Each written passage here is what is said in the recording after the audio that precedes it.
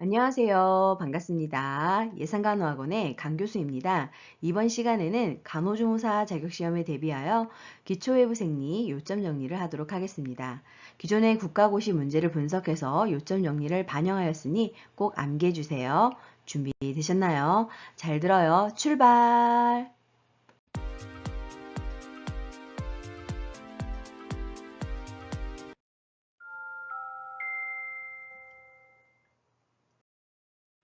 기초외부생리는 간호조무사 자격시험에서 출제 문항수가 이번에는 골격계의 구조와 기능에 대해서 알아보도록 하겠습니다. 골격계는 뼈와 관절로 이루어져 있는데 뼈의 구조에 대해서 알아보도록 하겠습니다.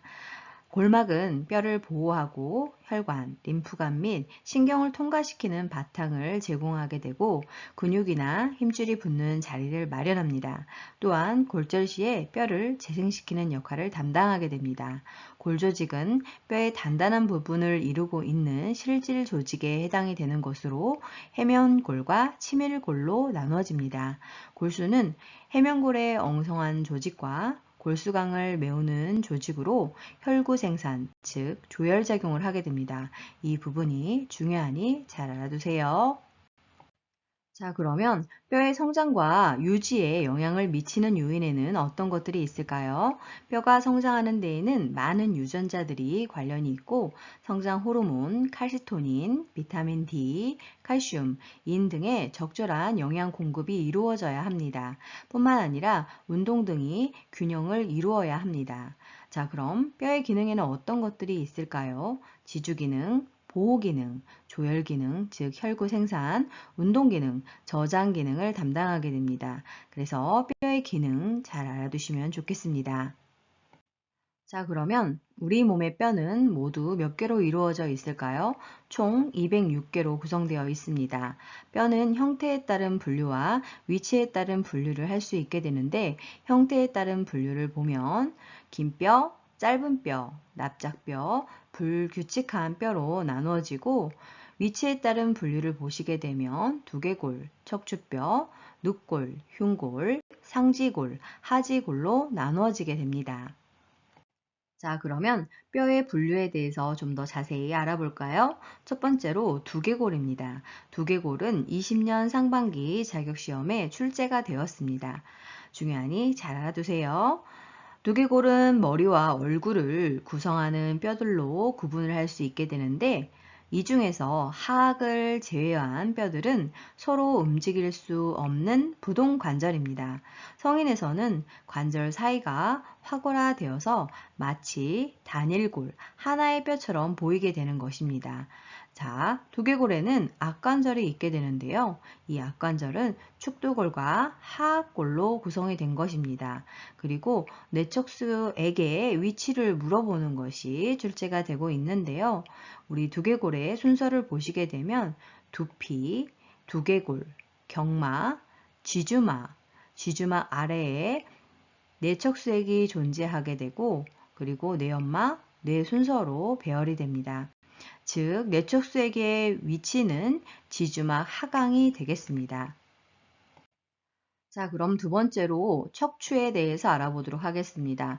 성인의 척추뼈는 26개로 구성이 되어 있는데 그 세부 분류를 보면 경추는 7개, 흉추는 12개, 요추는 5개, 청골은 1개, 미골 1개로 구성이 되어 있습니다. 척추 안에는 중요한 신경과 혈관을 보호하는 기능을 담당하게 됩니다. 그리고 척추와 척추 사이에는 추간판이라고 하는 것이 있게 되는데 이것은 충격을 완화하는 역할을 담당하게 됩니다. 세 번째로 흉곽에 대해서 알아볼까요? 흉곽은 12쌍의 늑골과 흉골 그리고 늑연골로 구성이 되어 있습니다. 이러한 흉곽은 심장과 폐 및 큰 혈관들을 보호하는 기능을 담당하게 됩니다. 이 중에서 흉골은 가슴, 정중앙에 있는 넙죽하고 길쭉한 뼈로 골수 검사를 하고자 할 때 이 뼈에서 채취하게 됩니다. 그래서 흉골천자라고 하는 것입니다. 네 번째로 팔 이음뼈 상지와 팔에 대해서 알아보도록 하겠습니다. 팔 이음뼈는 위팔을 몸통 뼈대에 연결하는 뼈대로서 견갑골과 쇄골로 구성이 되어 있습니다. 팔은 상완골과 노뼈, 요골과 좌뼈, 척골, 그리고 손목 8개의 작은 골인 수근골, 손가락골인 지골로 구성이 되어 있습니다.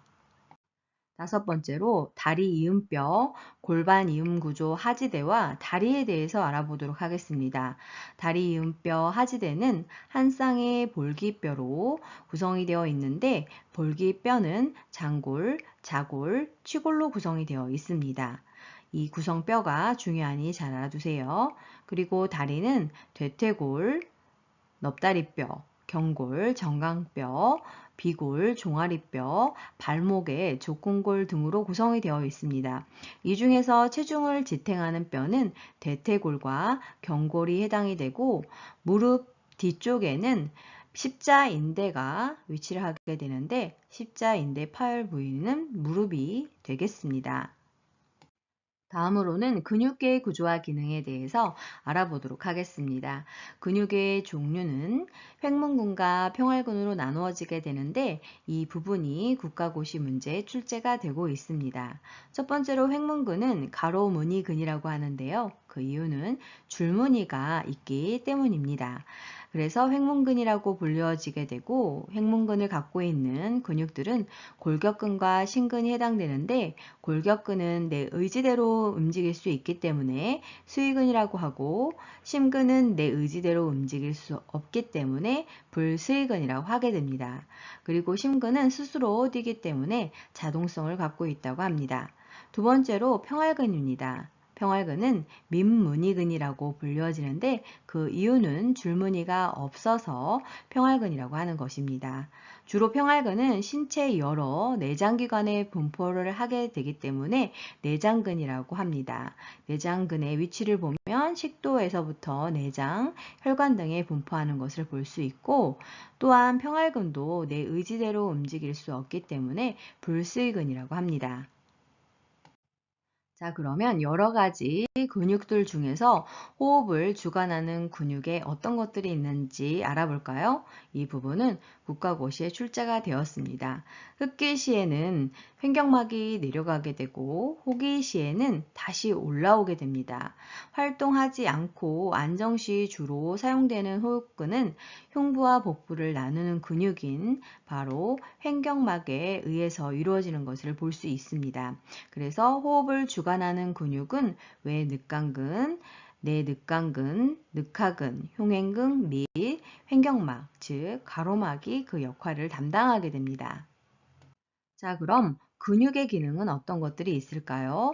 첫 번째로 운동을 할 수 있게 하며 두 번째로 자세를 유지할 수 있게 합니다. 세 번째로 에너지를 생산함으로써 체온을 유지하게 하는 기능을 담당하게 되고 네 번째로 음식물의 이동, 즉 연동 운동을 통해서 음식물이 위에서 아래로 이동하게 하는 역할을 담당하게 됩니다. 다섯 번째로 심장 박동을 가능하게 하며 여섯 번째로 혈관의 수축과 이완을 담당하면서 적정 혈압을 유지할 수 있도록 하는 역할을 담당하고 있습니다. 자, 그럼 소화기계의 구조와 기능에 대해서 알아볼까요? 소화기계는 음식물의 소화와 흡수를 담당하게 됩니다. 구강에서 식도, 위, 소장, 대장을 거쳐 항문까지 이루어진 신체 기관입니다. 자, 그럼 소화는 어떻게 이루어지는 걸까요? 소화관을 통과하는 동안 장운동에 의한 물리적인 작용과 소화액 분비에 의한 화학적 작용에 의해서 장벽에서 영양물을 쉽게 흡수할 수 있도록 만드는 일련의 과정입니다.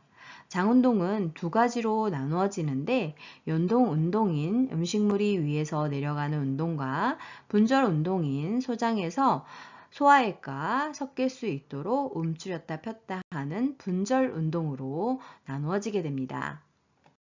음식물이 소화 과정을 거치려면 소화 효소의 작용이 있어야 합니다. 이 부분이 최근 18년 상반기와 21년 하반기 자격시험에 출제가 되었고, 과거 국가고시에도 다수 출제가 되었습니다. 중요하니 잘 알아두세요. 입에서는 침이 분비가 되는데 소화 효소는 푸티알린입니다. 전분을 메가당으로 바꾸는 과정에 담당을 하고 있고, 위에서는 위액이 분비되고 있고, 소화 효소는 펩신과 펩시노겐이 분비됩니다. 이것은 단백질을 펩톤으로 바꾸게 됩니다. 췌장과 이자에 해당이 되는 곳에서는 이자액이 분비되는데 소화 효소 세 가지가 분비됩니다. 트립신, 리파제, 아밀라제가 분비됩니다. 트립신은 단백질을 아미노산으로, 리파제는 지방을 지방산과 글리세롤로, 아밀라제는 전분을 메가당으로 바꾸는 것에 참여하게 됩니다. 간에서는 담즙을 분비하게 되는데 소화효소는 담즙 염으로 지방의 소화, 즉 지방 유화를 담당하게 됩니다. 장샘에서는 장액이 분비되고 있고 5가지 소화효소가 분비됩니다. 렙신, 인베르타제, 말타제, 락타제, 엔테로키나제가 분비되고 있습니다. 에렙신은 펩톤을 아미노산으로, 인베르타제는 서당을 과당과 포도당으로, 말타제는 메가당을 포도당으로, 락타제는 젖당을 포도당으로, 엔테로키나제는 트립시노겐을 트립신으로 전환하는 과정을 담당하고 있습니다. 자, 그러면 소화기계의 각 기관별 구조와 기능에 대해서 알아볼까요?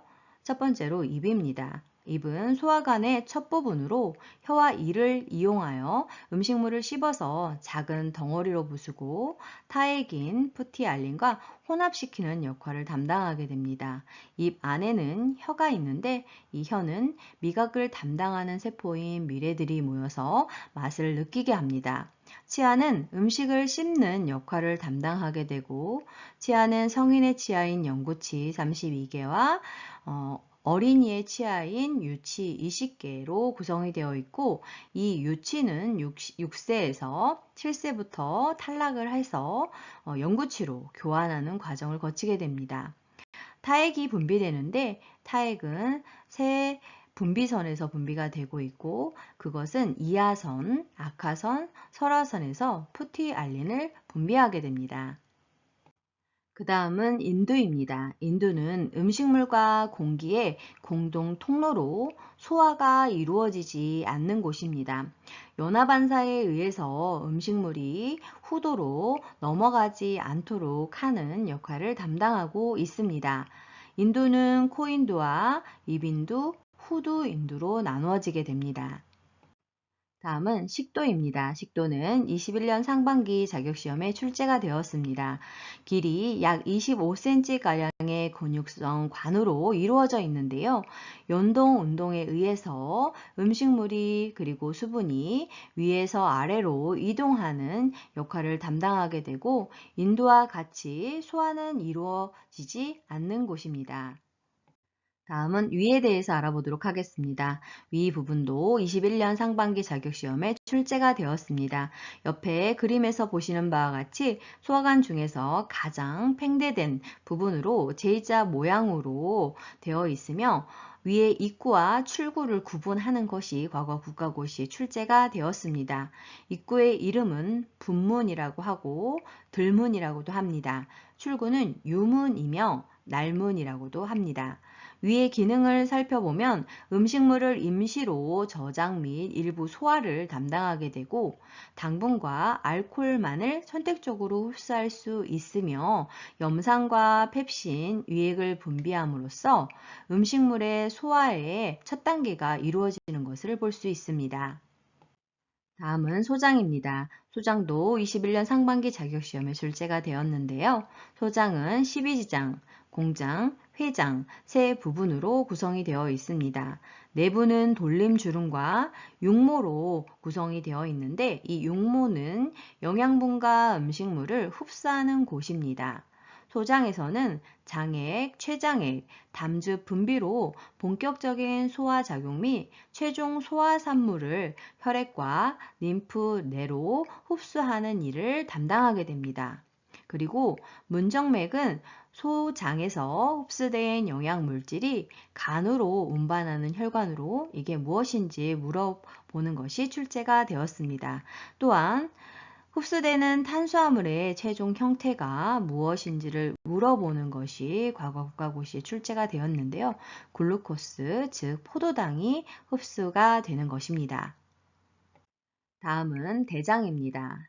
대장 부분도 21년 상반기 자격시험에 출제가 되었는데요. 대장은 맹장, 결장, 직장으로 구성이 되어 있습니다. 대장은 소화효소가 분비되지 않는 것이 특징이고 주로 수분을 흡수하면서 대변을 형성하고 배설하는 일을 담당하게 됩니다. 소장에 있는 육모가 대장에는 없는 것이 특징이며 결장띠, 결장팽기, 복막수를 갖고 있습니다.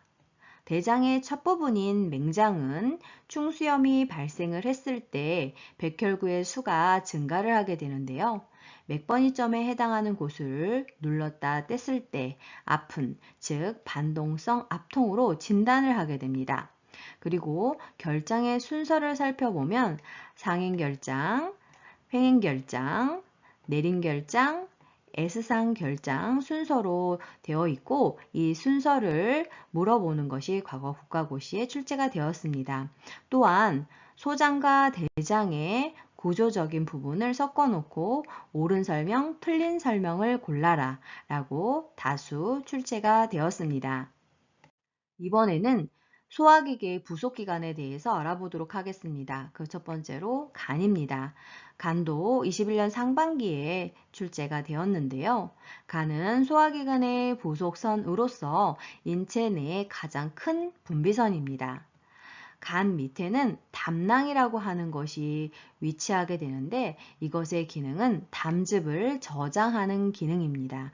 담아두는 곳이라는 거죠. 자, 그러면 간의 기능이 무엇인지를 물어보는 것이 국가시험에 다수 출제가 되고 있는데요. 대사기능, 배설기능, 조혈기능을 담당하게 됩니다.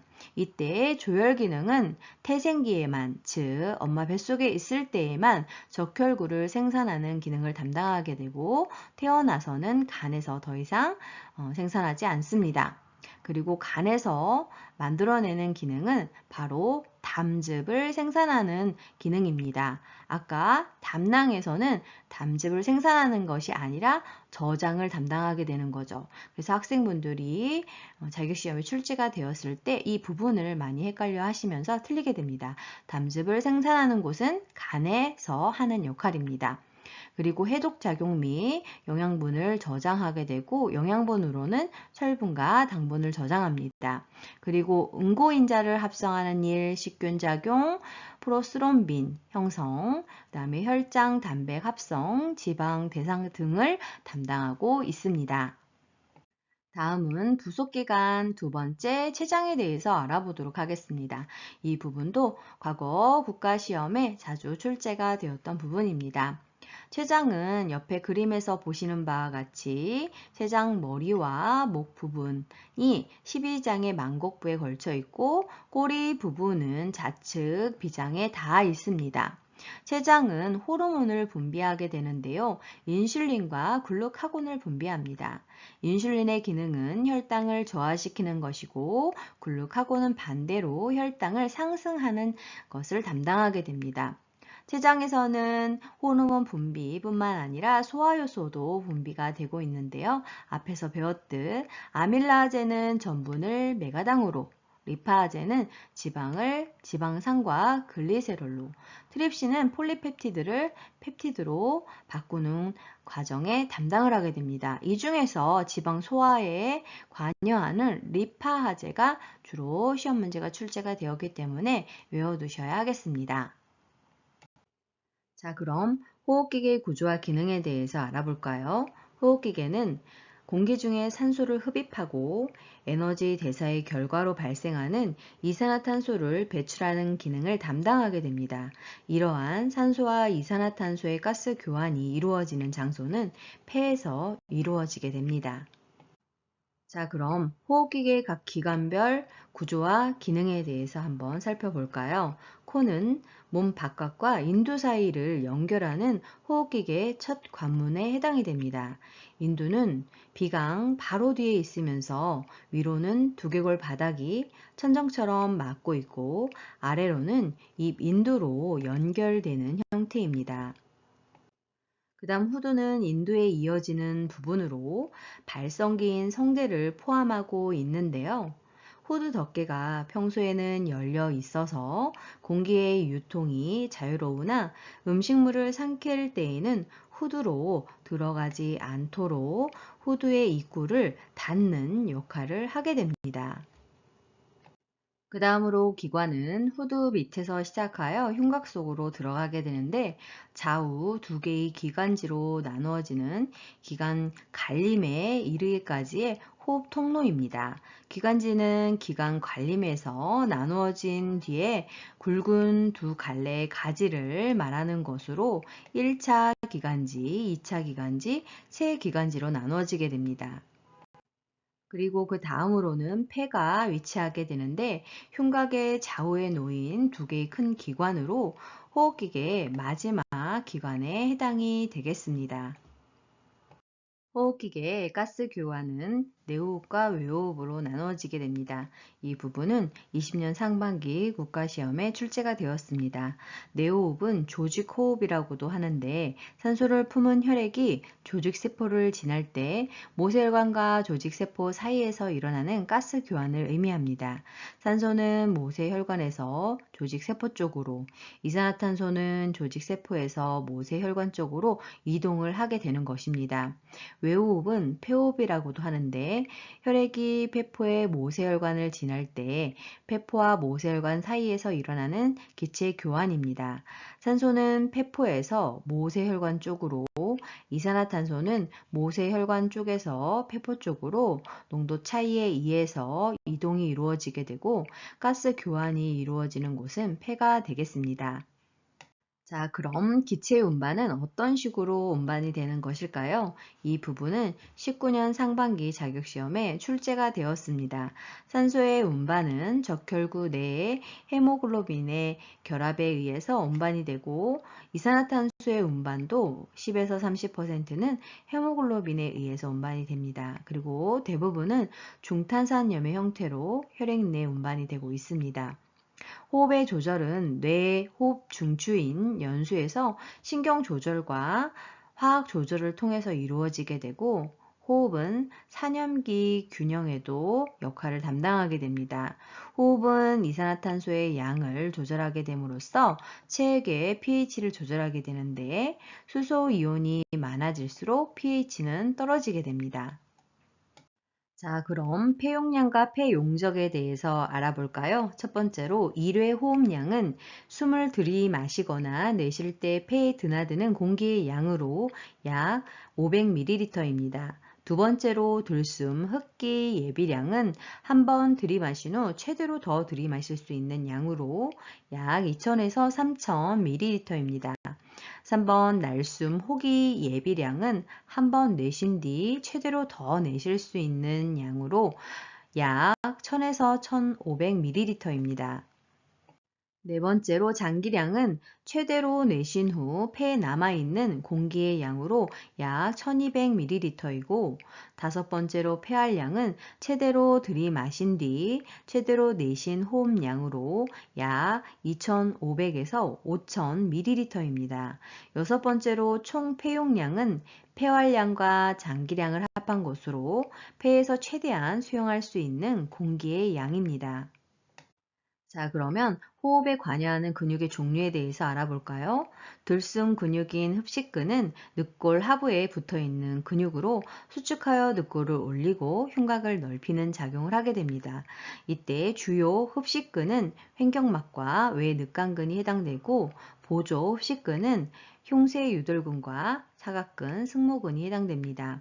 날숨 근육인 호식근은 안정시에는 폐와 흉곽의 복원력으로 이루어지고 운동이나 과호흡 시에는 내 늑간근이나 복근이 작용하게 됩니다. 이때 기도 저항이 발생을 할 수 있게 되는데 이 기도 저항은 기도의 길이가 길수록 직경이 좁을수록 기도 저항이 증가하게 되어서 호흡이 어려워지게 됩니다. 그래서 그 관련 질환들을 살펴보면 천식, 만성기관지염, 폐기종 등이 있습니다. 자, 그럼 이번에는 호흡 양상에 대해서 알아볼까요? 호흡 양상은 17년 상반기 자격시험에 출제가 되었습니다. 정상호흡은 안정시 호흡 상태로 분당 호흡수가 12회에서 20회입니다. 빈호흡은 호흡 빈도가 정상 호흡보다 많은 경우로 분당 20회를 초과하는 경우를 의미합니다. 소호흡은 정상 호흡보다 느린 호흡으로 분당 12회 미만을 의미합니다. 무호흡은 호흡이 일시 중단된 경우이며 과도호흡은 들숨과 날숨을 너무 과도하게 하는 호흡을 의미합니다. 비호흡은 무호흡에서 갑자기 과호흡이 시작되고 과호흡에서 돌연 무호흡기로 바뀌는 것을 의미합니다. 뇌압 상승을 수반한 뇌염, 수막염, 뇌종양에서 나타나는 호흡입니다. 그리고 기자호흡은 신부전증 환자의 경우에는 누워있게 되면 폐정맥의 압력이 증가하기 때문에 호흡하기가 어려워지고 기침을 하게 되는데 이러한 호흡 곤란 증세를 말합니다. 하지만 일어나 앉아 상반신을 앞으로 굽히면 폐정맥의 압력이 감소하기 때문에 호흡하기가 쉬워지게 됩니다. 자, 그러면 호흡기 질환의 자각 증상에는 어떤 것들이 있을까요? 통통, 기침, 호흡곤란, 복통 등이 나타날 수 있습니다. 자, 그러면 호흡기 알레르기 환자의 환경 조절은 어떻게 해줘야 될까요? 환기가 잘 되도록 해줘야 되며 급습, 즉 습도 조절이 가능한 공기시설이 있는 방이 좋습니다. 젖은 걸레로 방 안의 먼지를 제거해줘야 하고 흡연을 금하고 방에 화분이나 꽃은 제한하는 것이 필요합니다. 다음으로는 순환기계의 구조와 기능에 대해서 알아보도록 하겠습니다. 첫 번째로 혈액의 성분인데요. 이 부분은 17년 상반기, 20년 하반기, 21년 하반기 자격시험에 출제가 되었습니다. 중요하니 잘 알아두세요. 혈액은 크게 혈장과 혈구로 나누어지게 되는데요.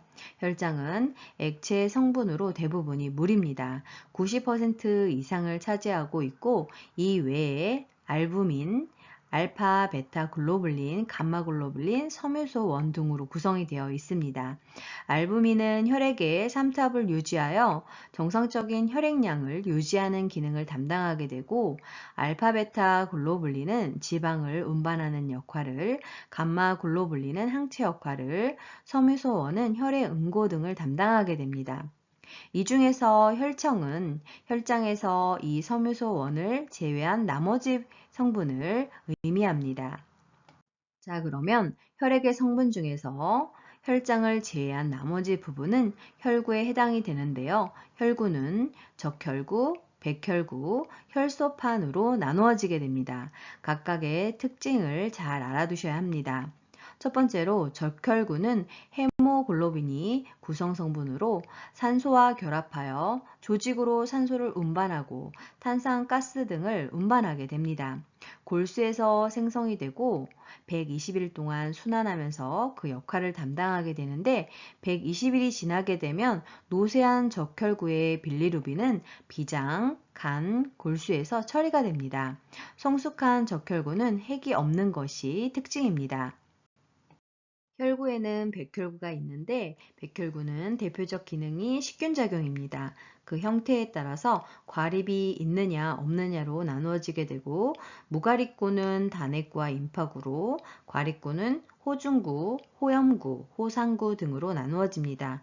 백혈구의 적정 수치는 1ml 세제곱분에 7,000개 정도입니다.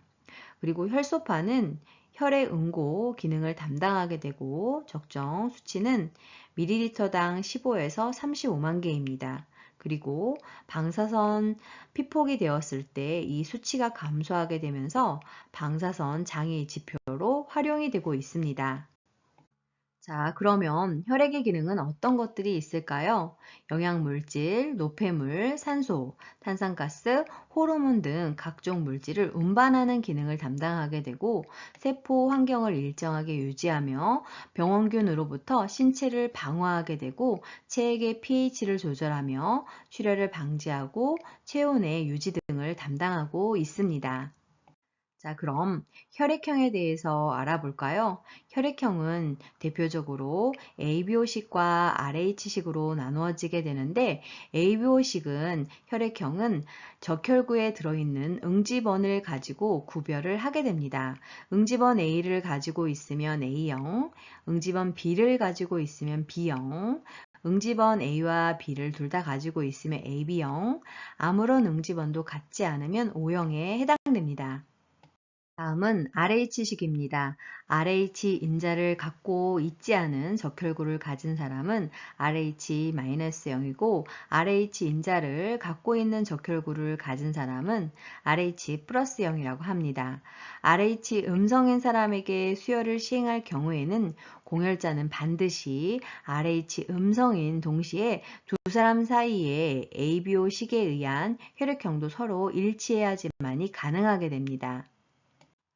이번에는 심장에 대해서 알아보도록 하겠습니다. 옆에 그림에 보시는 바와 같이 심장의 구조는 크기는 자기 주먹만 하고 원뿔형으로 폐와 흉곽 사이인 왼쪽 흉부의 제5늑간 부위에 위치를 하게 됩니다.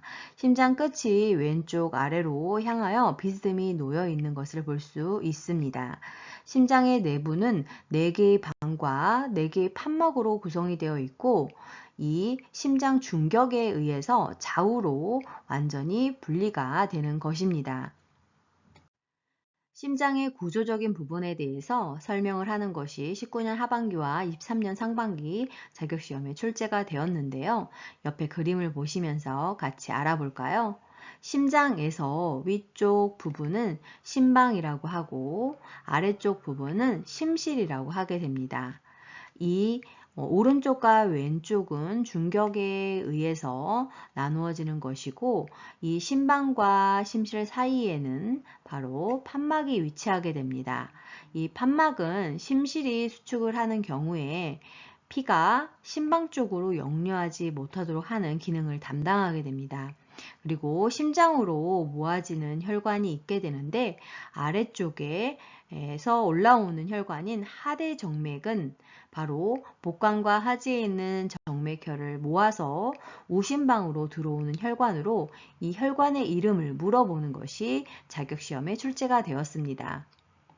심장 주변에는 판막이 4개가 존재하게 되는데, 그 판막의 위치와 이름을 물어보는 것이 출제가 되었습니다. 잘 알아두세요. 이천 판막인 승모 판막은 좌심방과 좌심 사이에 있는 판막이고, 삼천 판막은 우심방과 우심실 사이에 있는 판막입니다. 그리고 폐동맥판은 폐동맥 입구에 있는 판막이고, 대동맥판은 대동맥 입구 판막의 이름입니다. 심장벽은 혈액을 박출해내는 펌프 작용을 하는 심장이 적합하도록 매우 두꺼운 근육성 벽으로 구성이 되어 있습니다. 심막강, 즉 심장막 안에는 심낭액이 들어있게 되는데요. 이 심낭액이 들어있음으로써 심장이 박동을 할 때 마찰을 방지하는 윤활유 역할을 하게 됩니다. 심장의 기능은 혈액순환의 원동력이 되는 동력기관으로 끊임없이 펌프 작용을 통해서 혈액을 박출해 내보내는 역할을 하게 됩니다. 자, 그럼 심장 박동은 무엇일까요? 정상적인 심장 박동은 1분에 60에서 100회로, 이런 주기적인 심장의 수축과 이완을 심장 박동이라고 합니다. 이때 맥박은 심장 박동과 똑같은 주기적 박동을 느끼는 것으로 보통 손목의 요골 동맥에서 측정을 하게 됩니다. 그리고 수축기 혈압이라고 하는 것은 심장이 수축을 하면서 대동맥을 통해 각 혈관으로 보내는 혈압을 의미하고, 이완기 혈압은 혈액이 전신을 돌아 심장으로 돌아올 때 심장이 확장되어 나타나는 혈압입니다. 심장의 수축과 수축 사이의 휴식기 혈압입니다. 자, 그럼 심장의 혈액순환은 어떻게 이루어질까요? 이 부분은 19년 하반기 자격시험에 출제가 되었습니다. 혈액순환은 대순환과 체순환으로 나누어지게 되는데, 폐순환은 작은 경로이기 때문에 소순환, 체순환은 넓은 부위를 돌기 때문에 대순환이라고 하게 됩니다. 폐순환의 경로를 살펴보면 오심실, 폐동맥, 폐정맥, 좌심방입니다. 폐는 가스 교환을 하는 곳으로 가스 교환 전에는 이산화탄소의 농도가 많고 산소의 농도가 적게 되는데 그래서 그러한 혈액을 정맥혈이라고 하게 됩니다. 그래서 오심실 폐동맥에서는 정맥혈액이 흐르는 것을 볼 수 있고 가스 교환 이후인 폐정맥과 좌심방에서는 동맥혈이 흐르는 것을 볼 수 있습니다. 이번에는 체순환 경로에 대해서 알아볼까요? 체순환 경로는 좌심실, 동맥계, 모세혈관, 정맥계, 우심방입니다. 가스 교환을 한 상태로 이동을 하기 때문에 좌심실에 동맥혈이 흐르고 동맥계는 대동맥을 통해서 동맥혈이 흐르는 것을 볼 수 있습니다. 그리고 각 기관, 조직에서 가스 교환을 하게 되는데 산소가 많은 쪽에서 조직 쪽으로 이동을 하게 되고 조직 쪽에 이산화탄소가 혈관 쪽으로 이동을 하게 됩니다. 그러면서 산소의 농도는 줄어들게 되는 것이죠. 그래서 정맥혈이 흐르게 되는데 즉 정맥혈은 산소의 농도는 적고 이산화탄소의 농도는 많은 것으로 정맥계가 정맥혈이 흐르게 되고 그 다음에 우심방 정맥혈이 흐르게 되는 것입니다. 자, 그럼 이번에는 혈관에 대해서 알아볼까요? 혈관은 동맥, 정맥, 모세혈관으로 나누어지게 되는데 동맥은 옆에 그림에서 보시는 바와 같이 심장으로부터 나가는 혈액의 통로로서 높은 압력을 견딜 수 있도록 그 벽에 탄력 섬유가 발달되어 있는 것이 특징입니다. 동맥에는 관상동맥이라고 하는 것이 있게 되는데 이 관상동맥은 심장에 산소와 영양분을 공급하는 혈관으로 국가고시 문제에 출제가 된 적이 있습니다. 또한 경동맥은 성인이 길에 쓰러져 있을 때 의료인에 의해서 맥박을 확인하는 부위이기도 합니다. 다음으로는 모세혈관에 대해서 알아볼까요? 모세혈관은 동맥과 정맥 사이를 잇는 혈관입니다. 혈관 중에서 가장 가느다란 관으로 산소나 영양분은 쉽게 조직 속으로 통과되고 조직 내의 탄산가스나 노폐물이 쉽게 혈액 내로 옮겨지게 하는 역할을 담당하게 됩니다.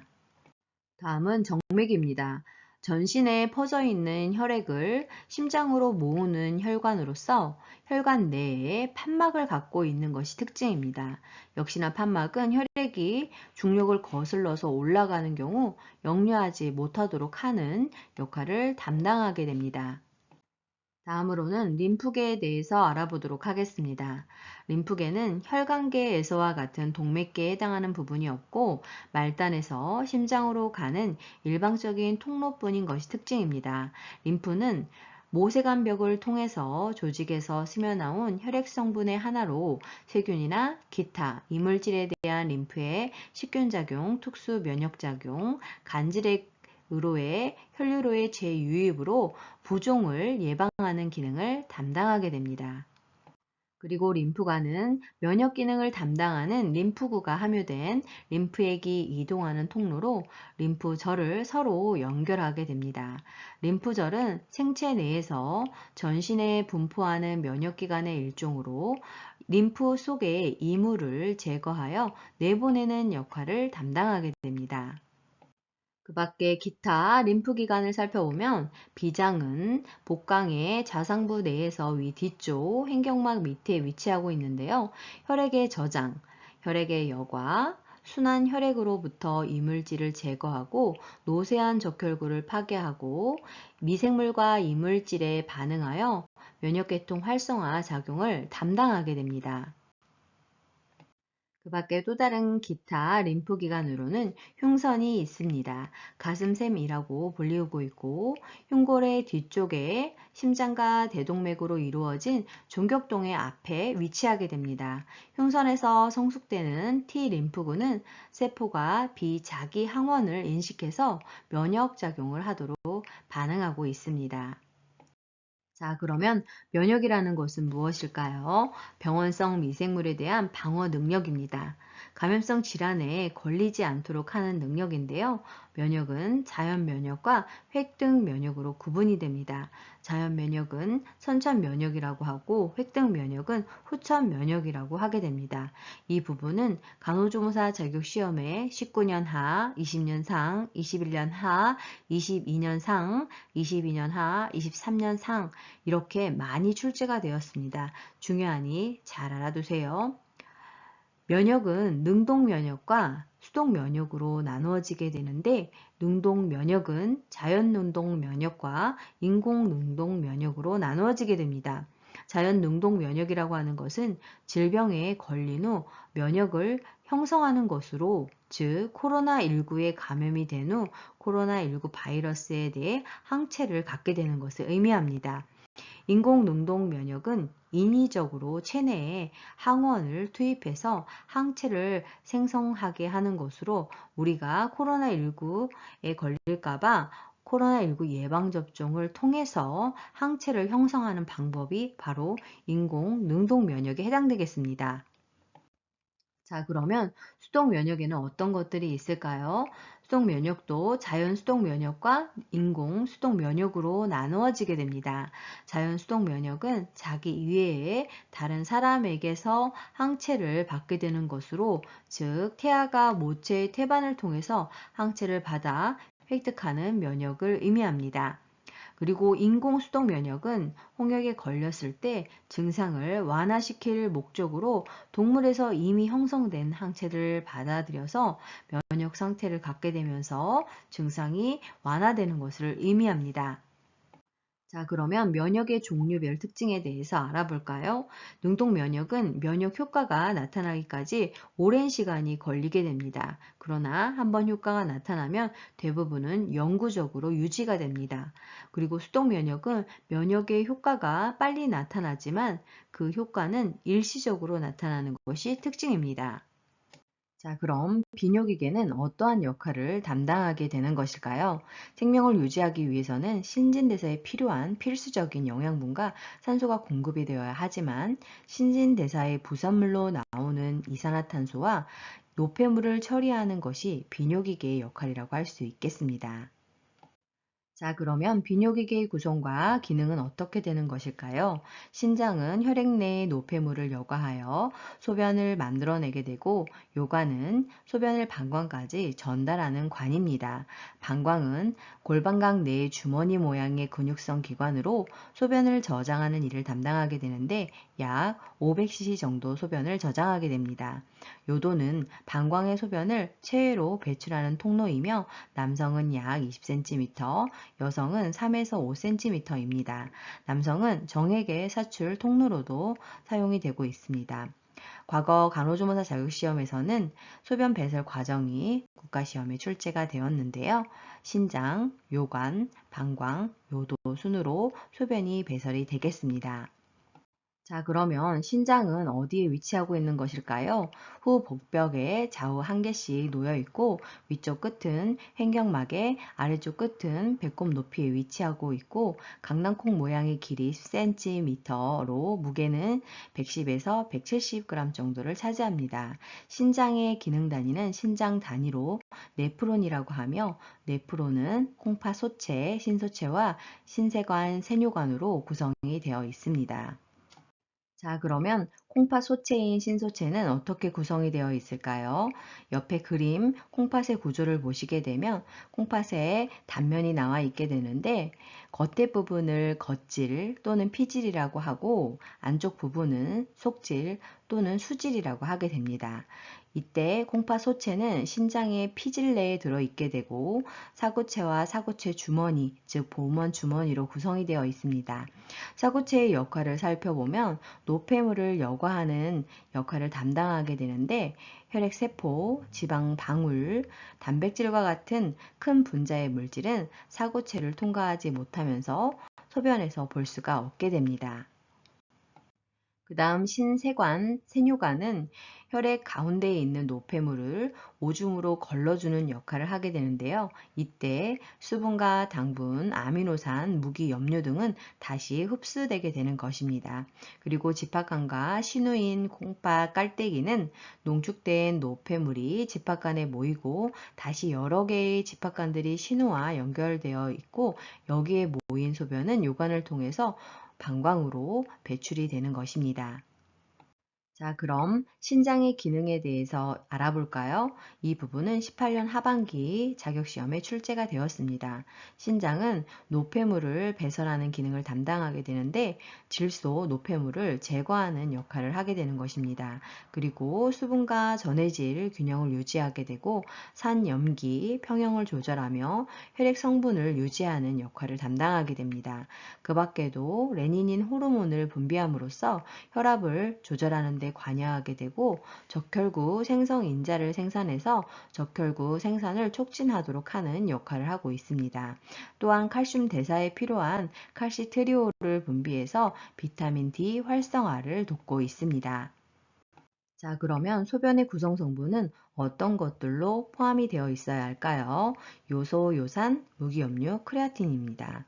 소변은 적정량이 배설이 되어야 하는데 시간당 소변이 30cc 이하이거나 하루 400에서 500cc 이하일 경우에는 간호사에게 보고를 해야 합니다. 이 부분이 국가고시에 출제가 되었습니다. 또한 신장의 여가 기능에 이상이 생겨서 소변을 배설하지 못할 경우 소변 속의 물질들이 혈액 중에 쌓이게 되어서 나타나는 위험한 증상 등이 있는데 이것이 부종과 요독증이 되겠습니다.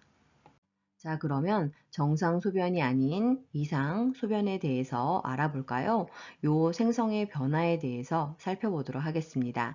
이 부분은 17년 상반기 자격시험에 출제가 되었습니다.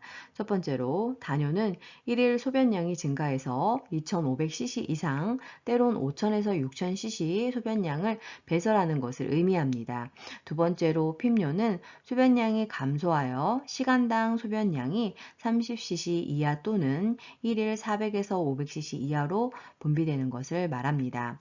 세 번째로 무뇨는 소변이 신장에서 만들어지지 않아 거의 소변이 배설되지 않거나 하루 배뇨량이 100cc 이하인 경우를 의미합니다. 네 번째로 잔뇨는 정상적으로 소변을 본 후에 방광에 남아있는 소변의 양으로 50cc 이하여야 합니다. 다섯 번째로 빈뇨는 정상보다 자주 배뇨하는 상태를 말하고 여섯 번째 폐뇨는 배뇨가 곤란한 환자를 말하는 것으로 방광에는 소변이 차 있으나 배설이 잘 안 되는 증상입니다. 다음으로는 생식기계의 구조와 기능에 대해서 알아보도록 하겠습니다. 생식기계는 부모와 닮은 새로운 개체를 만들어내는 일을 담당하게 되는데요. 생식 통로로 생식 기능을 수행하는 일련의 기관들로 구성이 되어 있습니다. 남녀 생식기관은 모양은 다르지만 그 구성의 기본 원칙은 같아서 한 쌍의 생식선, 생식관, 부속샘, 접합 기관 등을 공통으로 가지게 됩니다. 자, 그러면 각각의 생식기관에 대해서 알아보도록 할까요? 첫 번째로 생식소입니다. 남성은 고환이 해당되는데 음낭 속에 3cm 가량의 달걀 모양으로 좌우에 하나씩 위치를 하고 있고 정자를 생산하는 기능을 담당하게 됩니다. 또한 남성 호르몬을 생산하여 분비를 하게 되는데 남성 호르몬은 테스토스테론으로 남성의 2차 성징을 돕는 역할을 하게 됩니다. 그리고 남성의 부고환은 고환의 후상방에 부착되어 위치하고 있고 부고환의 역할은 정자의 성숙이 완전히 이루어지도록 하는 역할을 담당하고 있습니다. 그 밖에도 정낭, 전립선, 구요도샘 등 정액을 분비하는 역할을 담당하게 됩니다. 자, 그러면 이번에는 여성의 생식소에 대해서 알아볼까요? 여성은 난소입니다. 옆에 그림에서 보시는 바와 같이 납작하고 단단한 기관으로 골반강의 좌우에 하나씩 위치하는 것을 볼 수 있습니다. 주 기능은 난자를 생산하고 배란과 호르몬 분비 기능을 담당하는 기관입니다. 호르몬은 두 가지를 분비하고 있는데 난소 호르몬인 에스트로겐은 여성의 2차 성징을 발현하게 하고 두 번째로 프로게스테론은 임신을 지속시켜주는 기능을 담당하게 됩니다. 이 부분이 국가고시 문제에 출제가 되고 있습니다. 자, 이번에는 두 번째로 생식관에 대해서 알아볼까요? 남성은 정관입니다. 부고환에서 시작되는 약 45cm가량의 가는 관으로 정자가 지나는 통로로서의 역할을 담당하게 됩니다. 자, 이번에는 여성의 생식관에 대해서 알아볼까요? 여성은 나팔관과 자궁이 해당됩니다. 나팔관은 다른 용어로 쓰이는 것들이 여러 가지가 있게 되는데요. 자궁관, 난관, 수란관, 팔로피우스관이라고 불리워지게 됩니다. 약 8에서 10cm가량의 가는 관으로 난자, 정자, 수정란의 이동 통로로 사용이 되고 있습니다. 자궁은 약 7cm가량의 표주방 모양으로 방광과 직장 사이에 위치를 하고 있는데요. 자궁벽 속에 착상된 수정란을 전 임신기간 동안 보호, 발육시키는 기관으로서의 역할을 담당하게 됩니다. 각각의 역할 중요하니 잘 알아두세요. 세 번째로 접합기관에 대해서 알아볼까요? 남성은 음경입니다. 음란과 함께 남성의 외부 생식기로서 성적 자극에 의해서 발기 현상이 일어나게 되는데 이 음경은 소변의 통로이면서 정액의 통로 구실을 담당하게 됩니다. 여성의 접합기관은 질이 해당되는데 약 7에서 8cm 정도의 길이로 남성의 음경을 받아들이는 기관이기도 하면서 아기가 나오는 산도로서의 역할을 담당하게 됩니다. 네 번째로 부속셈에 대해서 알아보도록 하겠습니다. 남성은 정낭, 전립선, 망울, 요도셈이 해당됩니다. 이것들은 정자의 생존 및 운동에 적합한 환경이 되는 정액을 분비하는 곳입니다. 여성의 부속셈은 대전정선, 소정전선이 있게 되고 성적 자극에 의해서 투명한 점액을 분비함으로써 윤활액 역할을 담당하게 됩니다. 기타 기관으로는 유방이 있습니다. 여성의 가슴에 있는 독특한 수유기관으로 유선이라고 하는 샘 조직과 그 사이에 들어있는 섬유 및 지방 조직으로 구성이 되어 있는데요. 남성에서는 일생 동안 태아돼서 흔적 상태로만 남아있게 됩니다.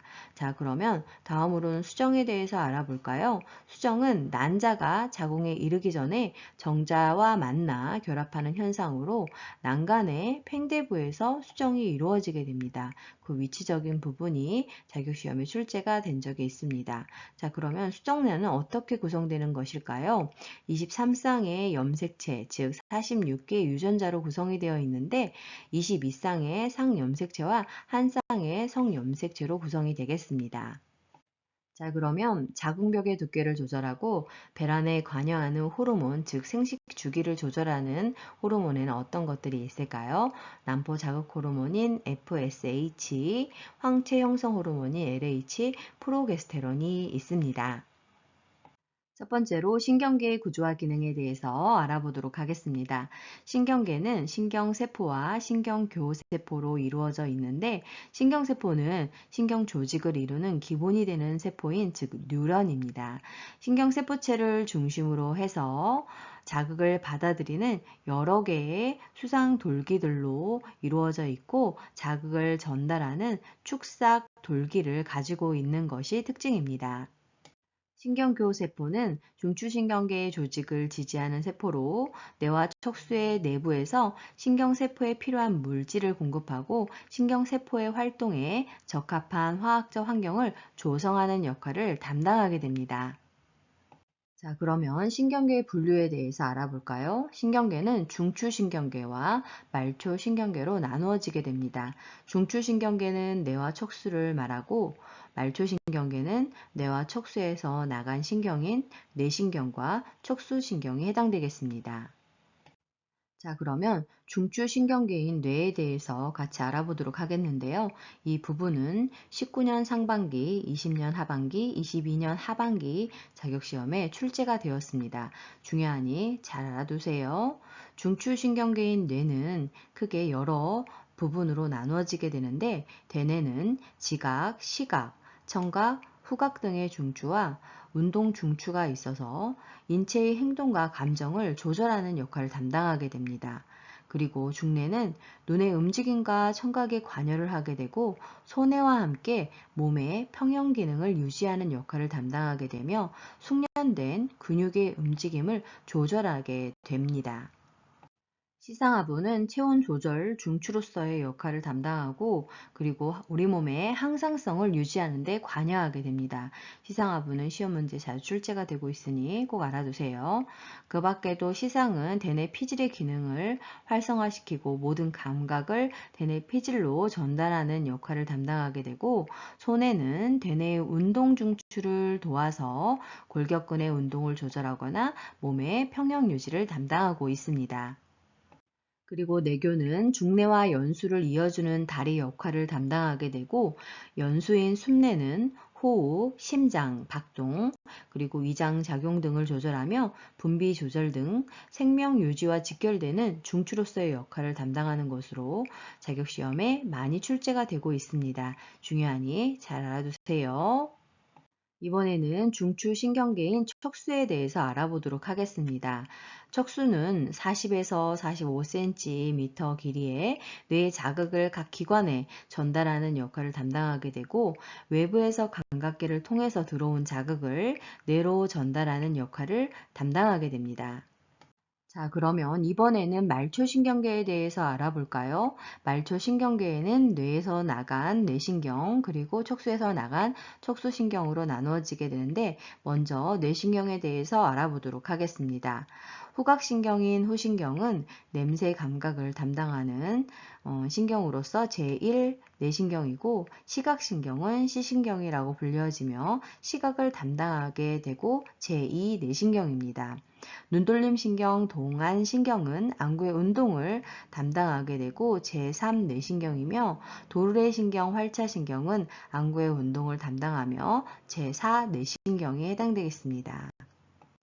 3차 신경은 혀의 운동 및 안면의 일반 감각을 담당하는 것으로 제5 뇌신경이고 갓돌림 신경, 외양신경은 안구의 운동을 담당하는 제6 뇌신경입니다. 얼굴 신경, 안면 신경은 안면 근육의 운동과 혀의 앞쪽 3분의 1을 지배하는 신경으로 미각을 담당하고 있고 제7 뇌신경입니다. 제7번 뇌신경은 자격시험에 출제가 되고 있기 때문에 잘 알아두셔야 합니다. 그리고 속기신경, 내의신경은 청각 및 평형 감각을 담당하고 있고 제8 뇌신경인데 기초 양리에서 항결핵제 약물 중에서 부작용으로 속기신경에 문제를 일으키는 약물을 고르라고 하는 문제가 출제되고 있으니 꼭 알아두시기 바라겠습니다. 그리고 혀 인두신경, 설인신경은 혀의 미각인 혀의 뒤쪽 3분의 1을 담당하게 되고 경돌 인두근 운동을 담당하게 되며 제9 뇌신경입니다. 미주신경은 뇌신경 중에서 가장 긴 것으로 흉곽, 복강 등의 장기에 분포하고 있고 제10 뇌신경입니다. 더부신경, 부신경은 승모근 및 흉쇄 유돌근의 운동을 담당하고 있고 제11 뇌신경입니다. 그리고 혀밑신경, 설하신경은 혀의 운동을 담당하며 제12 뇌신경에 해당되겠습니다. 이번에는 말초신경계 중에서 척수신경에 대해서 알아보겠습니다. 척수신경은 척수에서 추간공을 통하여 나오는 신경들로 사지와 각 내부 장기에 분포하게 됩니다. 자, 그러면 자율신경계란 무엇일까요? 말초신경들 중에서 특히 각종 내장기관과 분비샘, 혈관 등에 분포하여 장의 연동운동, 심장박동, 호흡, 분비 등과 같이 그 기관의 조절작용을 담당하는 신경을 말합니다. 자율신경계는 두 부분으로 크게 나누어지게 되는데 교감신경은 흉부와 요부에서 나오는 신경이고 부교감신경은 뇌관 및 천추부에서 나오는 신경입니다. 자, 그러면 교감신경과 부교감신경은 각각 어떠한 역할을 담당하게 되는 것일까요? 교감신경은 신체가 갑작스럽고 심한 운동이나 공포, 눈과 같은 위급한 상황에 대비하고 반응을 하는 역할을 담당하게 됩니다. 부교감신경은 위장관의 분비와 연동운동을 촉진함으로써 소화와 흡수를 촉진하는 것과 같이 에너지를 절약하고 저장하는 작용을 수행하게 되는데 교감신경과 기량작용, 반대되는 작용을 하게 됩니다. 간호조무사 자격시험에서는 교감신경과 부교감신경이 기관별로 어떠한 반응을 나타내는지가 17년 상반기 자격시험에 출제가 되었는데요. 한번 같이 알아볼까요? 교감신경의 반응을 먼저 살펴보도록 하겠습니다.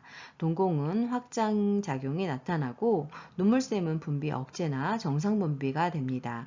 선모체근은 이완됨으로써 멀리 볼 수 있게 되고 침샘은 분비가 억제되고 땀샘은 분비가 촉진됩니다. 털 세움 운동은 수축을 통해서 털 세움이 가능해지게 됩니다. 이와는 반대로 부교감신경의 반응을 살펴보면 동공은 수축이 나타나고 눈물샘은 분비가 촉진이 됩니다. 선모체군은 수축이 됨으로써 가까이 볼 수 있게 되고 침샘은 분비 촉진이 되면서 물 같은 침 분비가 나타나는 것을 볼 수 있습니다. 그 밖에 기관별 교감신경과 부교감신경의 반응을 살펴보면 교감신경에서 소화 분비샘은 분비가 억제되고 소화 간의 연동 운동도 억제가 됩니다. 심장 박동은 빨라지게 되고 기관지 확장이 나타나며 방광은 이완됨으로써 배뇨를 억제하게 되고 조인근, 관략근은 수축 작용이 나타나게 됩니다. 혈관은 수축이 되는 것을 볼 수 있습니다. 이와는 반대로 무교감신경은 소화 분비샘은 분비가 촉진이 되고 소화 간의 연동 운동은 촉진되며 심장 박동은 억제되어 느려지게 되고 기관지는 수축하고 방광은 수축되어 배뇨가 촉진되며 조인근은 이완되고 혈관은 확장이 되는 것을 볼 수 있습니다. 앞에서 제시된 표와 지금 제시된 그림을 보시는 바와 같이 교감신경은 신체가 갑작스럽고 심한 운동이나 공포, 분노와 같은 또는 위급한 상황에 대비하여 반응하는 신경이라고 생각하시고 암기를 하시면 되겠습니다. 이처럼 신경계의 기능은 신체 활동의 통제와 조정을 담당하게 되고 말초 자극 수용기에서 전달된 자극을 중추신경계로 보내고 여기서 나오는 명령을 다시 각 운동기로 전달하는 기능을 담당하게 됩니다. 자, 그러면 내분비계는 무엇일까요? 신체 내 여러 곳에 산재해 있는 비교적 작은 분비샘들로 구성이 되어 있는데 호르몬이라고 하는 특수한 기능을 가진 물질을 직접 혈류에 분비를 하게 됩니다. 이 호르몬은 전신을 순환하다가 특정 기관인 즉 표적 장기에서 작용을 하게 됩니다. 자, 그러면 내분비계는 어떠한 기능을 하게 될까요? 에너지를 생성하기도 하고 음식물 대사, 수분과 전해질의 균형을 맞추기도 하고 신체의 지적 발달과 생식 과정을 조절하며 신체의 전반적인 기능을 통합, 조절하는 기능을 담당하게 됩니다. 내분비계의 구성을 살펴보면 단독 기능을 하는 단독 내분비선과 혼합 기능을 하는 혼합 내분비선으로 나누어지게 되는데요. 단독 내분비계에는 내하수체, 갑상선, 부갑상선, 손가체 등이 있고 혼합 내분비계에는 췌장, 난소, 고환 등이 있습니다. 이 부분을 구분하는 것이 국가고시에 출제가 되었습니다. 자, 그러면 내분비계의 종류별 그 기능에 대해서 알아볼까요? 그 첫 번째로 내하수체에 대해서 알아보도록 하겠습니다. 내하수체는 내하수체 전엽과 후엽으로 분류가 되고 그 중에서 내하수체 전엽은 많은 호르몬을 분비하면서 마스터 글랜드라고 불려지게 됩니다. 이 부분이 분류하는 것이 시험 문제에 많이 출제가 되었습니다. 성장 호르몬은 뼈의 형성과 성장을 촉진하는 기능을 담당하고 그 외에도 인체의 성장 촉진이 되고 있으며 과잉 분비가 되었을 때에는 거인증이 나타날 수 있고 과소 분비가 되었을 때에는 난쟁이가 될 수 있습니다. 또한 성인에게 연골 접합이 일어난 후에 성장 호르몬이 과잉 분비가 되면 말단 비대증이 나타날 수 있습니다. 두 번째 호르몬으로는 갑상선 자극 호르몬이 분비되는데 이것은 갑상선을 자극하여 갑상선의 성숙과 갑상선 호르몬인 티록신의 분비를 촉진하는 역할을 하게 됩니다. 세 번째로 부신피질 자극 호르몬이 있는데 이 호르몬은 부신피질 호르몬의 합성과 분비를 촉진시키는 기능을 담당하게 됩니다. 네 번째로 뇌하수체 전엽에서 분비되는 호르몬은 남포 자극 호르몬으로 남포의 성숙과 에스트로겐의 분비를 촉진하게 되고 남성에서는 고환을 자극해서 정자의 생산을 촉진하는 역할을 담당하게 됩니다. 다섯 번째로 황체 형성 호르몬입니다.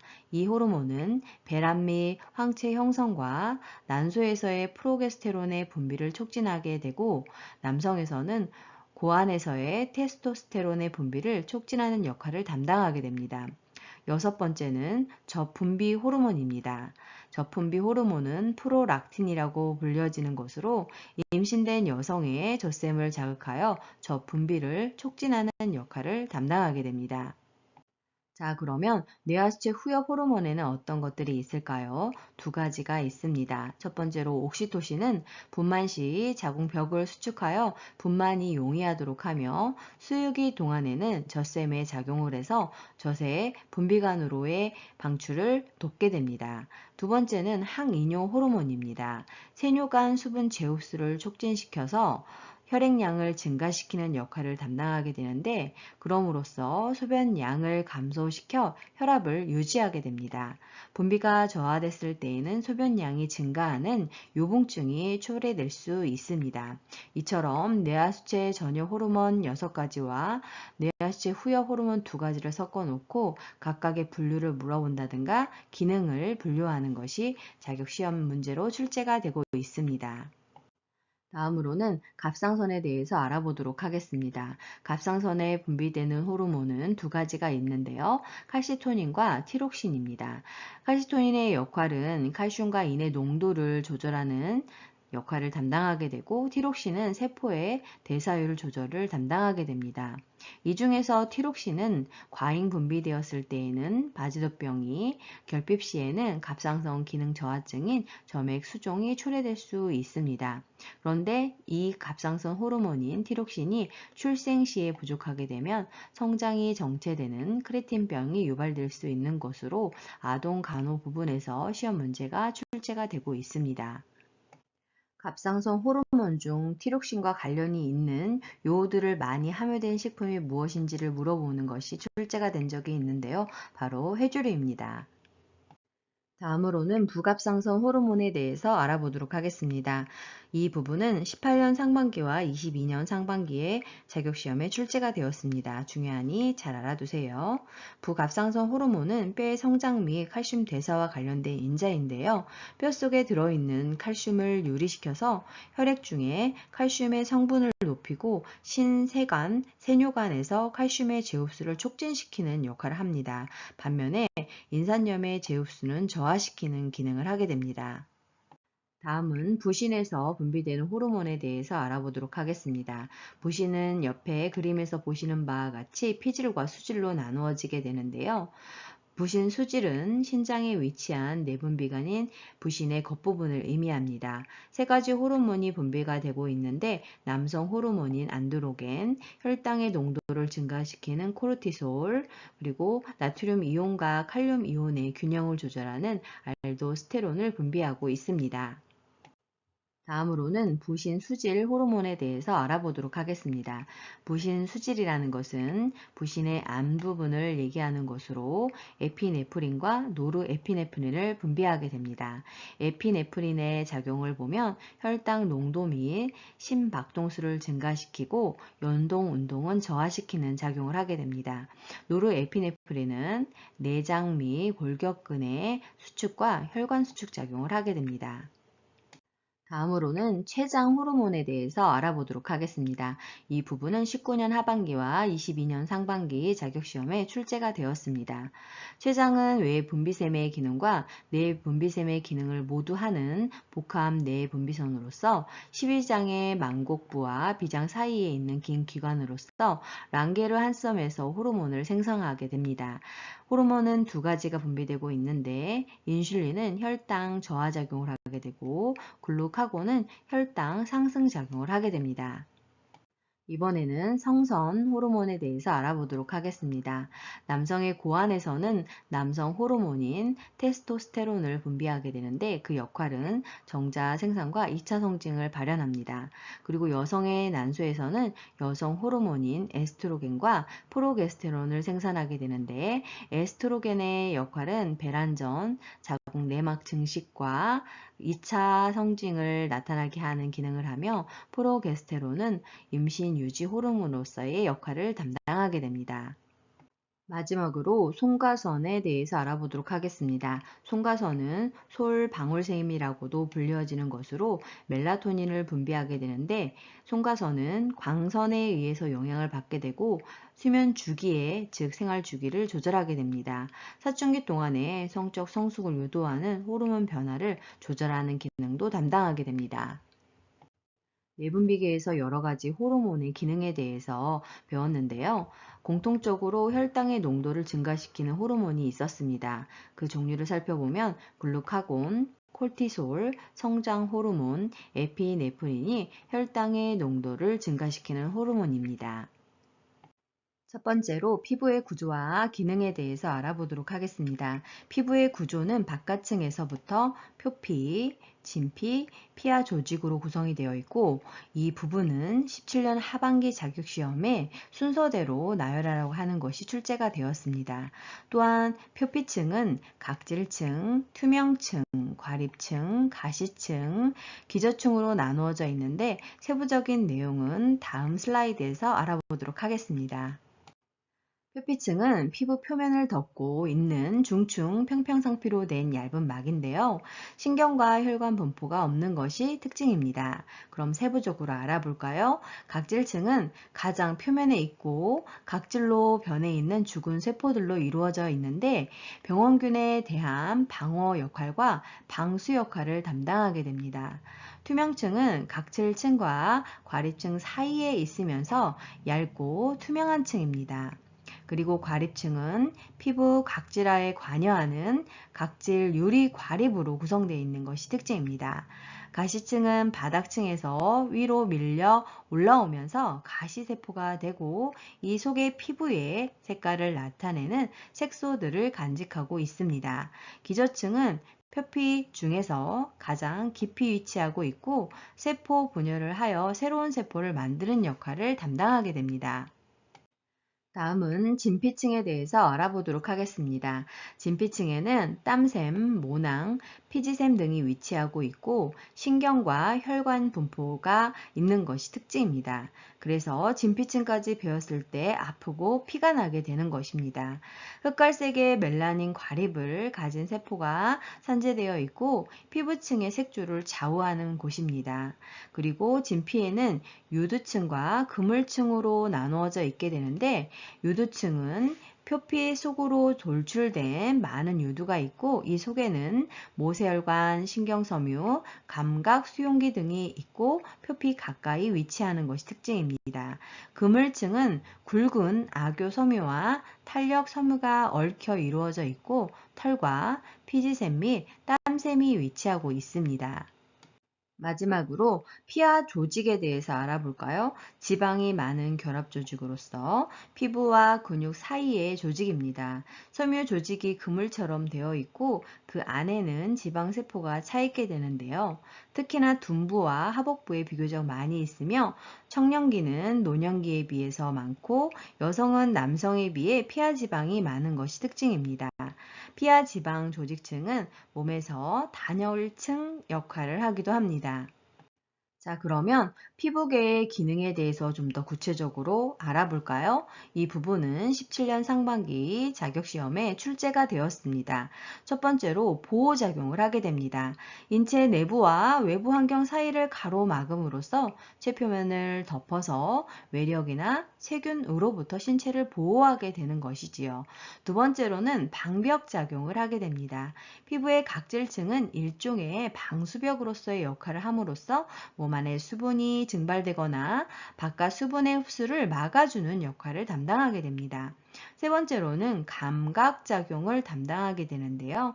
감각기관에 말단 수용기를 간직하고 있어서 동통, 접촉, 온도, 압력의 자극을 수용하게 되는 것입니다. 그래서 촉각, 압각, 통각, 온각, 냉각을 감지하게 되는 것이지요. 네 번째로는 체온 조절을 담당하게 되는데요. 피부에 분포하는 혈관의 수축과 확장, 그리고 땀의 분비, 피하 지방이 외부 온도에 대한 보온판 작용, 그리고 털의 변화 등에 의해서 체온 조절을 하게 됩니다. 다섯 번째로는 배설 및 분비 작용을 하게 되는데요.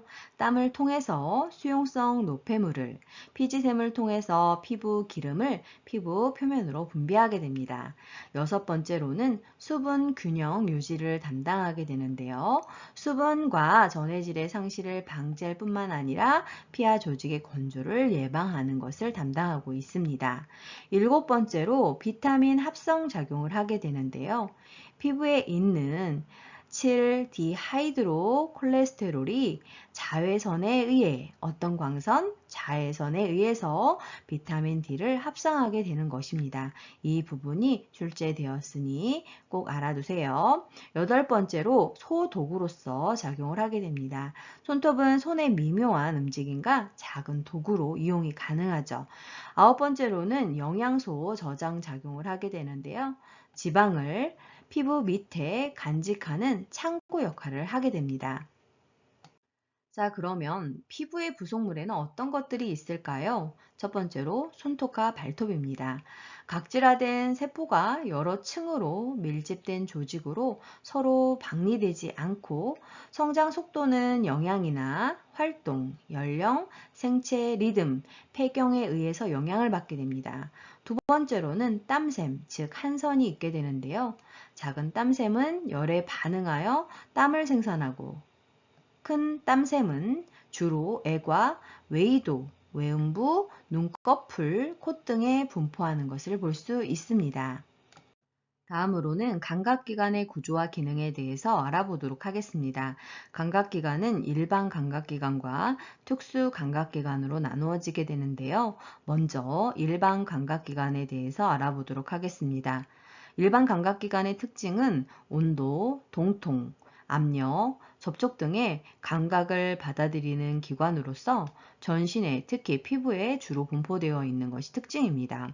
감각 수용기의 종류를 살펴보면 종말, 신경섬유가 노출된 채로 있는 신경종말, 즉 구강의 점막 상피라든가 피부의 섬유 조직, 모낭의 신경들이 해당이 되겠습니다. 그리고 결합 조직에 의해 쌓여있는 신경종말으로는 피부의 촉각, 온도, 압력, 접촉의 감각을 받아들이는 것입니다. 자, 그러면 특수 감각기관에는 어떤 것들이 있을까요? 후각기관, 미각기관, 시각기관, 청각기관으로 나누어지게 되는데요. 하나하나 알아보도록 하겠습니다. 첫 번째로 후각기관입니다. 후각기관은 냄새를 맡는 곳으로 비강 상부에 있는 후부, 점막은 후각세포와 지지세포로 구성이 되는데요. 후각세포의 표면에는 여러 개의 후각 선모가 나 있는 것이 특징입니다. 그래서 이 후각 선모에 의해서 후각의 수용을 맡게 되는 것이지요.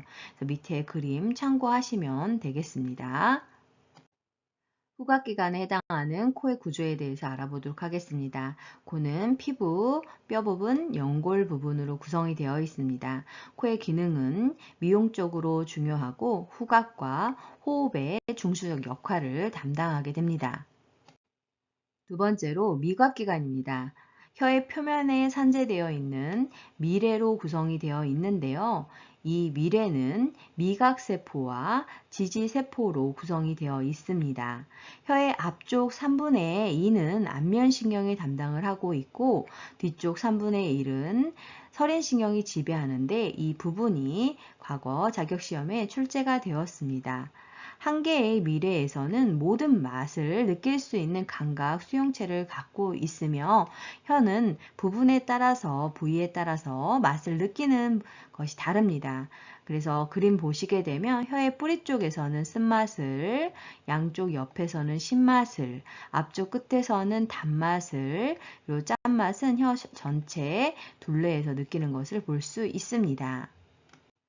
세 번째로 시각기관입니다. 시각기관은 색깔을 감별하고 명암을 조절하는 기능을 담당하게 됩니다. 자, 그러면 시각기관의 내부 구조에 대해서 알아볼까요? 시각기관은 외층, 중층, 내층으로 분류가 되는데 먼저 외층에 대해서 알아보도록 하겠습니다. 이 부분은 18년도 하반기 자격시험에 출제가 되었습니다. 외층은 섬유층이라고도 불리워지는 것으로 각막과 공막으로 나누어져 있는데 각막은 안구의 전방 6분의 1을 차지하고 있고 눈을 외부로부터 보호하며 빛을 통과하고 굴절시켜서 볼 수 있게 해줍니다. 공막은 안구의 바깥을 싸고 있는 질긴 막으로 후방의 6분의 5를 차지하고 있습니다. 눈의 움직임을 담당하는 근육이 부착되어 있고 눈이 공처럼 유지되도록 지지해주며 외부의 충격으로부터 눈을 보호하는 작용을 담당하고 있습니다. 다음은 중층입니다. 중층은 혈관층이라고도 불리는 것으로 맥락막, 선모체, 홍채로 이루어져 있습니다. 맥락막의 기능을 살펴보면 공막의 내면을 덮고 있는 얇은 막으로 안구의 영양 공급을 담당하게 됩니다. 선모체는 모양체라고도 불려지는 것으로 수정체의 두께를 조절하여 초점을 맞추는 역할을 하게 되는 것입니다. 그리고 세 번째로 홍채는 근육성의 경막으로 카메라 렌즈의 조리개와 같은 역할을 하고 있고 빛에 따라서 동공의 크기를 조절하게 되는 것입니다. 다음은 내층, 즉 신경층에 대해서 알아보도록 하겠습니다. 내층은 망막, 시각신경 원반, 황반으로 구성이 되어 있습니다. 망막은 시각적 상을 받아서 뇌로 보내는 역할을 담당하고 있고 맹점이라고도 불려지는 시각신경 원반은 시각신경을 이루는 신경 섬유들이 망막에서 한 곳으로 모이는 곳입니다. 그런데 이 부분은 시각세포가 없기 때문에 빛에 대한 반응이 없는 것이 특징입니다. 그런데 우리는 눈이 지속적으로 움직이기 때문에 맹점이 있음을 인식하지 못하게 되는 것입니다. 세 번째로 황반입니다. 망막의 가운데 부분에 있는 누르스름한 반점으로 빛깔을 분간하는 힘과 시력이 가장 뛰어난 부분이라고 할 수 있겠습니다. 다음은 굴절 매개 물질에 대해서 알아보도록 하겠습니다. 굴절 매개 물질에는 안방수, 수정체, 유리체로 나누어지는데요. 안방수는 안구 안 영양과 일정 압력을 유지하는 역할을 담당하게 되고 안방수가 많아지거나 배출 작용에 장애가 생기면 녹내장을 발생시킬 수 있습니다. 두 번째로 수정체는 광선을 적당한 각도로 굴절시켜 망막에 상이 맺히도록 하는 역할을 담당하고 있습니다. 그리고 유리체는 안구의 내압을 유지하고 영양 공급과 눈의 모양을 유지하는 역할을 담당하고 있습니다. 다음으로는 눈물기관 누기에 대해서 알아보도록 하겠습니다. 눈물은 안화, 눈구멍의 상외측에 있는 누선에서 생성이 되는데요. 눈물의 이동 과정을 살펴보면 눈물샘에서 눈물이 만들어지면 눈물관, 비관을 따라서 이동한 후 눈물 주머니에 보관이 되고 코, 눈물관, 비류관을 통해 코 안까지 이동하는 것을 볼 수 있습니다. 이처럼 눈은 비강과 연결이 되어 있기 때문에 안약, 점적 시 방법을 잘 알고 사용을 해야 합니다. 눈물 기관을 통해 흘러 비강 점막을 통해서 전신으로 흡수되는 것을 막기 위해 안약을 점안한 후에는 내안각 부분을 약간 눌러주는 것이 중요합니다. 이 부분이 자격시험에 출제가 되고 있습니다. 자, 그러면 결막은 무엇일까요? 눈꺼풀의 내면과 공막의 전면을 덮고 있는 얇고 투명한 점막으로서 이물질으로부터 눈을 보호하는 매우 민감한 부분에 해당이 되겠습니다. 다음으로는 청각기관에 대해서 알아보도록 하겠습니다. 귀의 구조를 살펴보면 옆에 그림에 보시는 바와 같이 바깥귀, 가운데귀, 속귀로 나누어져 있습니다. 먼저 바깥귀부터 알아보도록 하겠습니다. 바깥귀는 외이라고도 하는 곳으로서 귓바퀴와 외이돔이 고막으로 구분이 되는데요. 귓바퀴는 소리를 모으는 역할을 하게 되고 웨이도는 음을 전달하는 역할을, 고막은 소리를 진동시켜 음파를 전달하는 기능을 담당하고 있습니다. 자, 그러면 가운데 끼 중위는 어떤 구조로 이루어져 있을까요? 고막과 달팽이관 사이의 내부 공간을 말하는 것으로서 이소골, 중위관, 난원창과 정원창, 유양돌기로 이루어져 있습니다. 이소골은 고막으로부터 온 공기 진동을 기계적 진동으로 바꿔 뇌로 전달하는 기능을 하게 됩니다. 중위관은 유스타키오관 이관으로도 불려지는 것으로서 비인두와 중위를 연결하는 관으로 고막의 내부와 외부의 압력 평형을 조절하는 기능을 담당하게 됩니다. 난원창과 정원창은 음파를 뇌로 전달하는 기능을 하고 유양돌기는 중위가 압력 변화에 적응하게 하는 역할을 하고 있습니다. 다음은 속귀와 내이에 대해서 알아보도록 하겠습니다. 내이는 달팽이관과 전정기관 그리고 방골이관으로 이루어져 있게 되는데요. 달팽이관은 듣기를 담당하는 청각기관이고 전정과 방골이관은 몸이 얼마나 기울어졌는지를 감지하는 평형기관입니다. 귀의 기능을 살펴보면 이처럼 소리 자극에 대한 지각과 함께 몸의 평형을 유지하는 역할을 담당하고 있습니다. 수고 많으셨습니다. 좋아요와 구독 꾹 알람 설정 눌러주시면